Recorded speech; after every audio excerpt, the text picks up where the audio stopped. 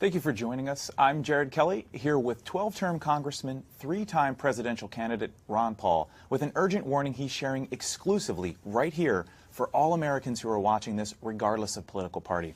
Dr. Paul, it's an honor to have you with us, sir. It's my pleasure, Jared. Well, let's get right to it. You believe our country is on the cusp of a massive financial crisis. Just how bad are you predicting the crisis will be?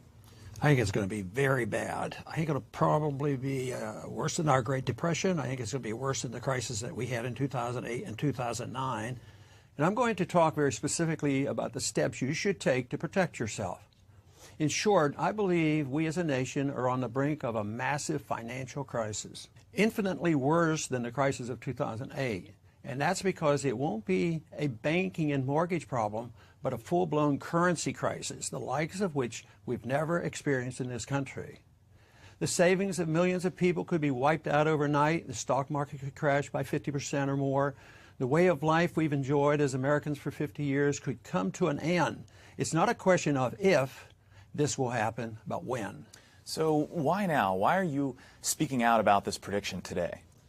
I'll tell you why, because most Americans don't have a clue about what's going on. Most people have no idea that in the past 6 years, we've created $4 trillion of new money out of thin air. At the same time, since 2006, we've doubled our national debt. I've said hundreds of times throughout my career in the House, prosperity cannot be created out of thin air by a central bank. The people running our country today are living in a fantasy world. And if you're not careful, you and millions of other everyday Americans will pay the price. So, Dr. Paul, what do you think will be the biggest impact of this crisis? Well, sooner than most people think, I predict we'll see people losing confidence in the U.S. dollar as a simple result of investors around the world realizing our currency is no longer the safe haven it once was. And you cannot restore confidence with more paper money. And when the currency collapses, nearly everything else goes with it. Stocks, bonds, commodities, you name it. When you destroy a currency, you can destroy the entire economy. You can destroy the whole nation. The middle class gets wiped out. The way you live, work, travel, and retire and invest in America, everything is going to change. Some of it in ways most people can't even imagine. So, essentially, you're predicting the entire U.S. financial system will collapse. As someone who's spent 22 years in Congress, what do you think will be the immediate impact on the federal government? Well, I'm fearful of a collapse, Jared. For one thing, it makes it a lot harder for our government to borrow money and pay interest on all the debt we've racked up, or to expand the welfare state, or to station the U.S. military in 140 countries. But forget the government. The real concern is what happens to everyday Americans, especially the middle class. How so? Well, for the everyday American, if the government's broke, all your wealth, all your savings will be put in jeopardy. We'll see massive changes in our retirement system and Social Security. I wouldn't be surprised at all to see the government take over people's 401ks and IRAs. Why is that? Because doing that would essentially force people to buy worthless government bonds, whereas investors in the free market wouldn't touch them. In fact, I think we're likely to see huge tax increases and even a wealth tax, a fee on all your savings and valuable assets. Can you explain further about what you mean by a wealth tax? Absolutely. Anything is possible. It's only going to get worse. When this currency crisis hits, the government's #1 priority will be to control the existing supply of capital. We'll see all kinds of new laws and rules about what you can do with your money, where you can put it, where you can move it. And of course, we'll see a massive inflation when all those trillions and trillions of newly printed dollars make their way into the economy.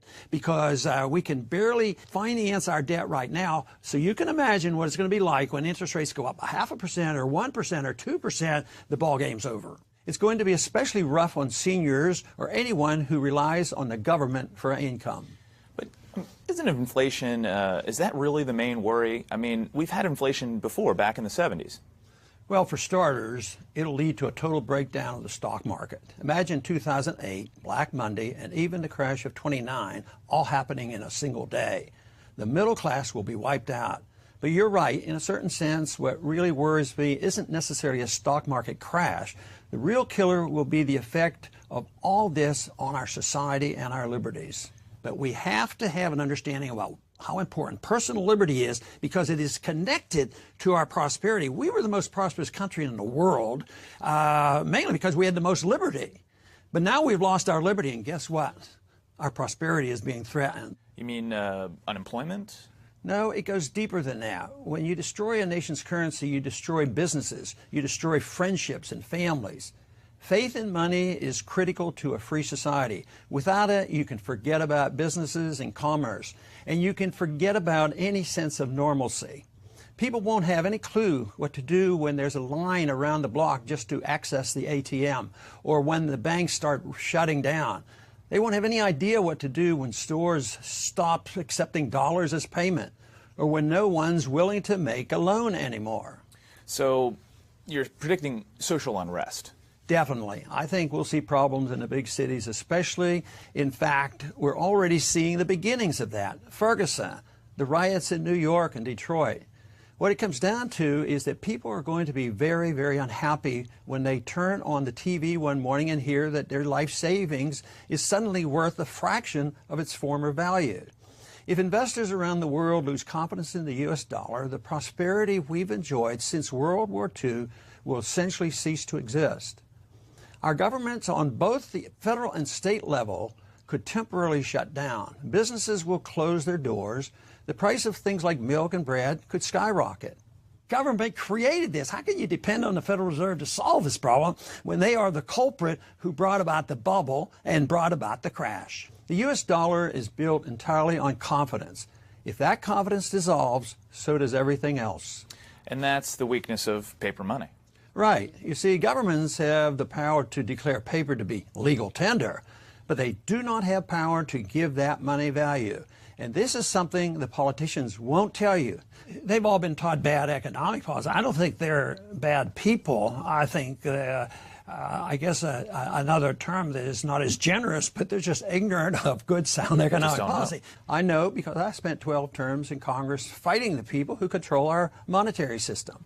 In fact, the threat of a currency crisis is what first drew you back into politics back in the 70s. When President Nixon took the U.S. dollar off the gold standard in 1971, you became a Republican candidate for Congress. You served on the House Banking Committee, where you blamed the Federal Reserve for inflation and railed against banking mismanagement as the cause of the savings and loan crisis.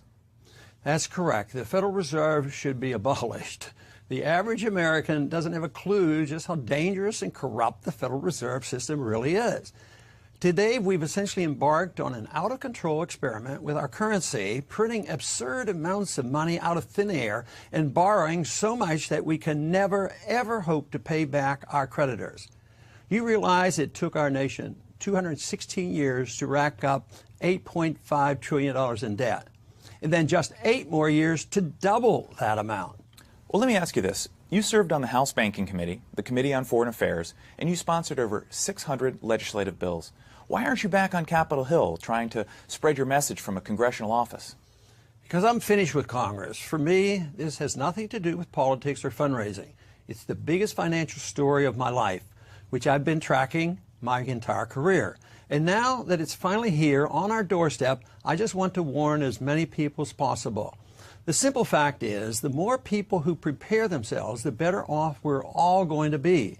The fewer people relying on the government to fix this problem, the stronger our country will turn out in the long run. Because believe me, the government won't be able to do a single thing about this crisis. Remember, they're the ones who caused it. And remember this too, by the time we see a full-blown currency crisis, it'll be too late for you to protect yourself. The government won't warn you or save you. And I say that as someone who's met with every U.S. president for the past 40 years and every Fed chairman. I remember I once rode alongside President Reagan on his helicopter Marine One. And the subject of what's happening to our money came up. And he told me, he said, Ron, no great nation that abandoned the gold standard has ever remained a great nation. I also confronted Alan Greenspan about this, and he told me he still stands by his original thesis, which was published decades ago. He wrote, in the absence of the gold standard, there is no way to protect savings from confiscation through inflation. There is no safe store of value. But you're through with Washington now. Yes, My years of fighting in Washington are over. I don't work in Congress anymore, and I'm not making any more runs for the presidency. And that's why today, all I can do is spread this public message right here, right now, for anyone who's watching, and explain exactly how I believe you should protect yourself and get prepared. In fact, you're recommending an entire blueprint of steps to get ready, correct? That's right. I think it's remarkably simple for most everyday Americans to prepare. Now, keep in mind, I don't think you need to open foreign bank accounts, and I don't think you need to flee the country. The fact is, there's still nowhere else on earth I'd rather live than right here. But the important thing to realize is that you have to take action now.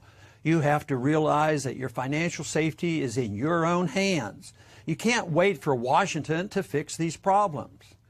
Real monetary reform will only come after a major currency crisis hits.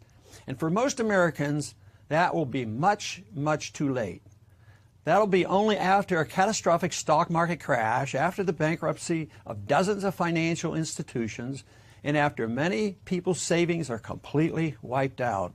And you're convinced these problems can't be fixed by elected officials inside our government, right?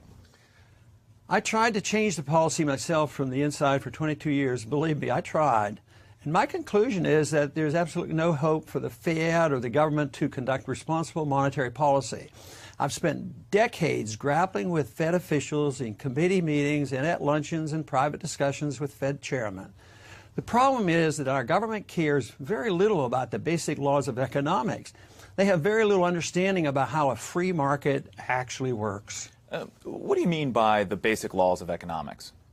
I'm talking about the consequence of printing paper money with no regard whatsoever for the value of that money. You see, governments can fool people for a while by printing paper money, but in the end, it's inevitable that trust in the money will be lost. Without trust, paper money is nothing. Trust in the dollar is absolutely required for it to keep its status as a vehicle of economic exchange. And we're already starting to see that trust fall apart in billions of dollars worth of transactions with more than 10 countries around the world. For example, China is also beginning to trade directly with Germany, Brazil, Russia, Australia, Chile, India, and South Korea, all outside the U.S. dollar. Some politicians might say, what about all the positive changes and steps we've seen in the economy in recent years? I mean, the market's up 200% since 2009. Real estate prices have rebounded. At a glance, many people believe that America's back to normal. Don't believe it. The problem is, these politicians typically look in the wrong places for evidence. The Consumer Price Index, for example. You can't rely on a report like that because the numbers simply aren't believable.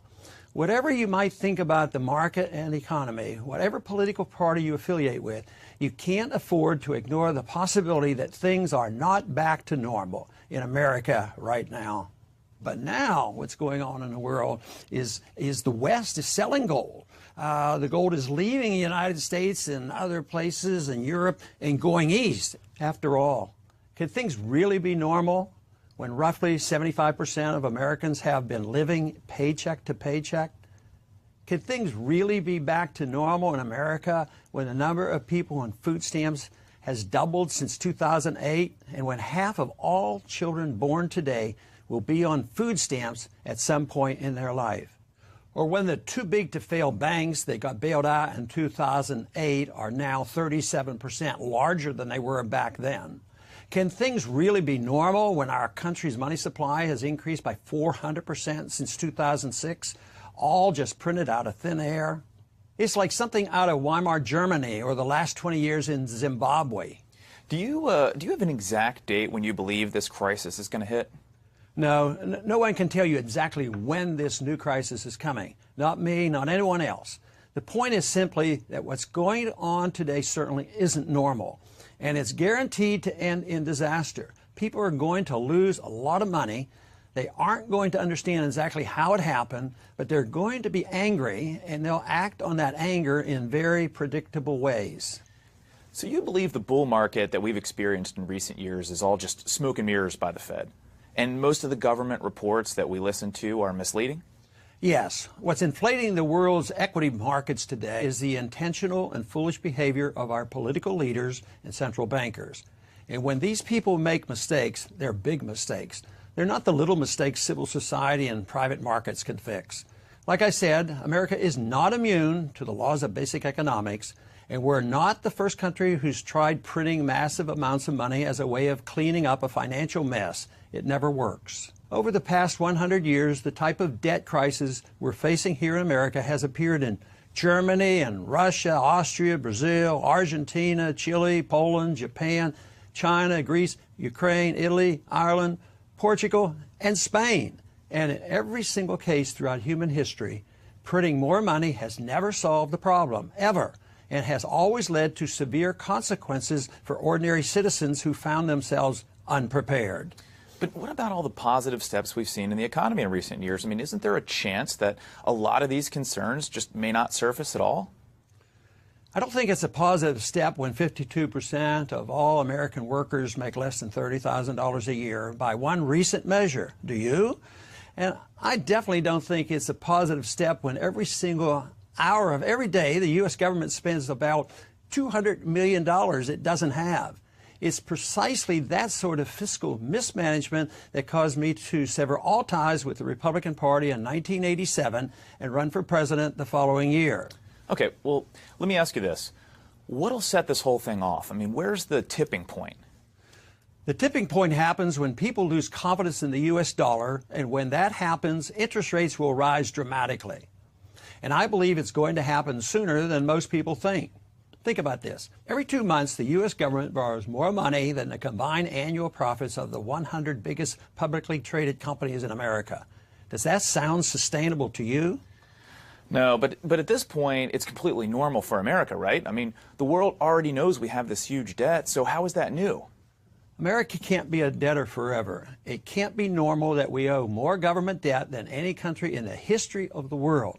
It can't be normal that we have more debt than every country in the European Union combined. Granted, we've been hearing about this stuff for years, but what's new about all this is that the costs of maintaining all that debt are about to skyrocket. Again, you can't put off paying your debts forever. It always catches up to you. It's not a question of if, but when. Yeah, but if paying... Wait a minute, hold on. Think of it like this. The Fed has manipulated interest rates 10 times since August 2007, from around 5% to between 0 and 0.25, okay? How can a rate of near 0% last forever? It can't. So ask yourself, what happens if the average real interest rate goes up? I'm not talking about skyrocketing rates of 10% or so, which aren't hard to imagine, but I'm talking about if rates just go up to normal. What if the rate ends up being just 4% annually? How does the government pay off all our debt? Do you realize that even if we paid it off over 30 years, a 4% would end up spending $58 trillion just to simply repay what we owe right now? If the rate ends up at 6%, we'd spend $102 trillion. How do we pull that off? Well, a lot of this stuff is just mismanagement by politicians, right? Isn't there a chance the rest of the world might, I don't know, cut Americans some slack and wait around for policy change? No, that's not how international credit works. 10 different countries have already signed deals to begin phasing out the U.S. dollar as the basis of trade. And you definitely can't wait for politicians to solve the problem. Our net public debt has more than doubled since 2006. This is years and years in the making. The politicians can't solve this problem. There's no chance they'll work this out. It's too late. As far as the world cutting America slack, you have to remember that the entire concept of money is based upon soundness, the promise of value. That's what money is all about. You've heard the expression, good faith. Sure. If we don't make a good faith attempt to pay back our debt, nobody will loan us any more money. And printing even more money makes the problem worse. And that's because the entire idea of honest money developed naturally to replace bartering so that farmers didn't have to walk around with a bag of potatoes anytime they wanted to buy something, right? Paper money is a promise that something of value is tied to it, like gold. We left the gold standard decades ago, so the U.S. dollar is only as good as the faith people have in it. And that confidence is already starting to crumble. Exactly. And when money can't be trusted, the price signals in the market all around the world can't be relied on anymore, which makes it harder and harder for people to exchange labor and capital internationally. The entire system breaks down as a result of the inevitable mistakes people make investing and saving their money. The scary thing is that many people in America, including many politicians in Washington, don't understand this because the U.S. dollar has dominated the financial world for more than 50 years. Okay, so to summarize, you believe all the trillions of dollars of new money being printed by the government will cause a massive devaluation of the dollar on a scale that we've never seen before. People could lose a bulk of their savings in a matter of hours, and most people will be completely surprised. For some people, the only warning you're going to get is me sitting here right now and talking to you. You won't hear about this on the news until it's already happened. And the government won't say a word. It would cause a panic. And yes, the crisis could arrive literally overnight, as it did in Great Britain in the 1970s. We're already seeing the warning signs. The Fed itself has announced that since 2003, the exchange value of the U.S. dollar has plummeted by as much as 20%. The IMF has proposed an entirely new world reserve currency system. Even Warren Buffett, a man who built his fortune on the strength of America, has moved something like 70% of his remaining government fixed income investments into foreign currencies. Now, Dr. Paul, you have a unique record in Congress. You never voted for more debt. You tried to audit and even abolish the Federal Reserve, and you refused to vote for anything that didn't strictly adhere to the Constitution. Isn't there anything that monetary experts or fiscally minded politicians can do to stop this crisis from happening and prevent this tragedy before it's too late?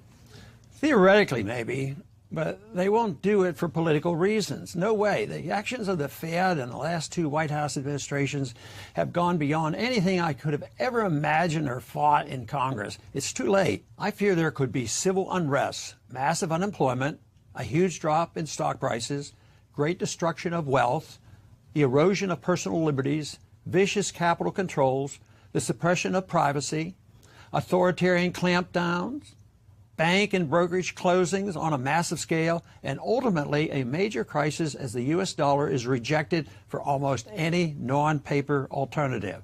And believe me, I'm not trying to scare you. At this point in my life, all I want is for Americans to wake up, pay attention, and realize the logical conclusion of what our government is doing today.